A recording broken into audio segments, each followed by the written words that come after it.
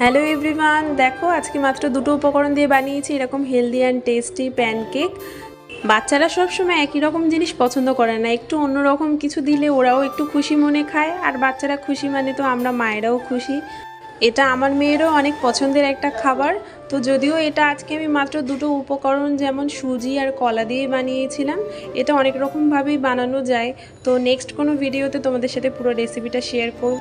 তো দেখো তোমাদের সাথে কথা বলতে বলতে আমার এইগুলো বানানোও হয়ে গেছে। তো আজকে ঘি দিয়ে বানিয়েছিলাম, নর্মাল দিন বাটার দিয়ে বানাই, আজকে বাড়িতে বাটারটা শেষ হয়ে গিয়েছিল সেই জন্য।